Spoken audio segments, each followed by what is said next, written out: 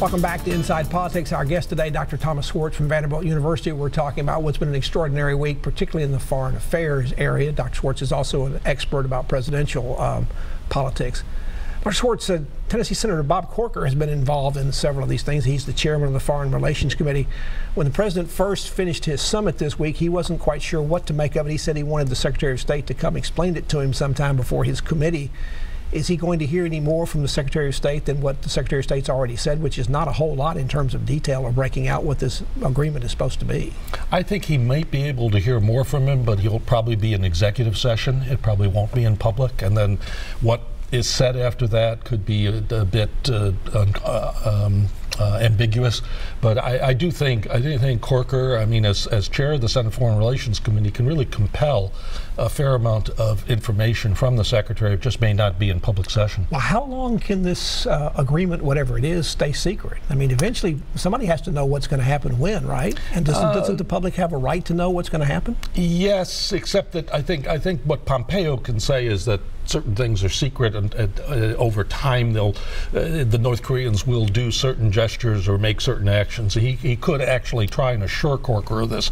You're right that this should leak at some point. But there's been talk about eventually whatever is negotiated going to the Senate as a treaty. Now that's a torturous path in and of itself.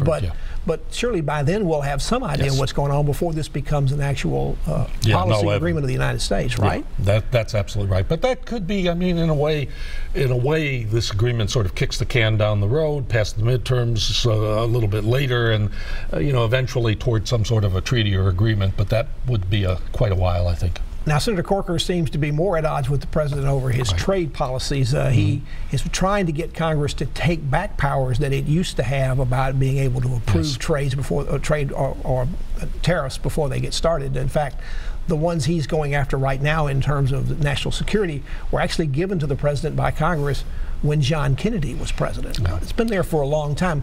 Why is Congress so reluctant to take those powers back? Well, I think Congress right now is reluctant because the president has established that the Republican Party is his party. The defeat of Sanford this week sort of making it very clear in the South Carolina primary that the president can weigh in and affect incumbents, Republican incumbents who don't support his policies. And of course, Corker is in a different position because he's not running. Do you agree with Senator Corker that the Republicans have become something of a cult in terms of dealing with the president? Well, they don't want to poke the bear at all? I think Corker can use words more freely because he is, of course, not running. But basically the idea is, of course, the Republican Party, Trump has managed to connect better with its base than many of its office holders. And this is not, I mean, President Obama, I think, had a certain tie to the Democratic Party that was also strong. Presidents often can do this. And presidents who don't, for example, Jimmy Carter, who did not really get that connection to the party, are often in trouble. The president's also been a longtime critic of the NAFTA agreement, which involves Canada and Mexico. A lot of times it looked like on the campaign trail he was just going to completely throw it out. Is that still on the table? And we're already talking about what's going on with China, which will further inflame all these trade wars around the world. But that one could be a big one. And is it next on the president's list? I think NAFTA is going to be thrown out. I think what you will see will be the president seeking bilateral relationships with Canada and then bilateral with Mexico. I think he has made NAFTA into such an artifact of our incorrect trade policies that I have a feeling that he will actually take a certain amount of delight in seeing it come to an end.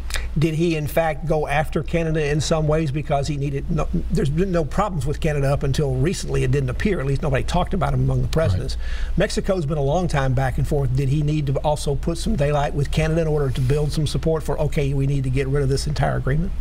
It may be. It also is the case that some of his base is particularly angry at Canada. There is a particularly egregious tariff that he has focused on in dairy that is very high, and that he always emphasizes that was an artifact of the NAFTA agreement that came in because of politics in Canada, and is actually kind of an exception to the rule of generally free or relatively free trade. He's focused on that partially politically.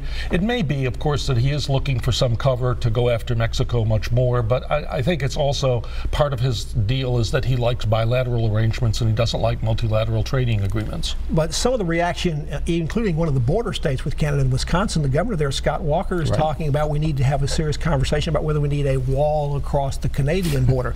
That's the longest unguarded border in the entire world.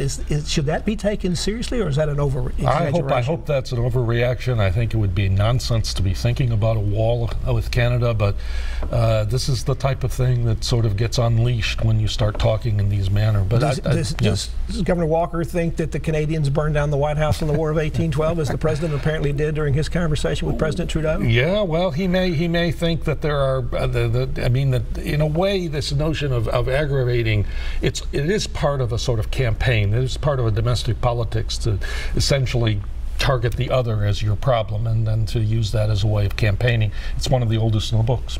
Dr. Schwartz, thank you so much for coming in. Thank you for your insights, and I suspect we'll have you back in to continue those, because I think life will continue to be very interesting on the foreign affairs side. Thank you.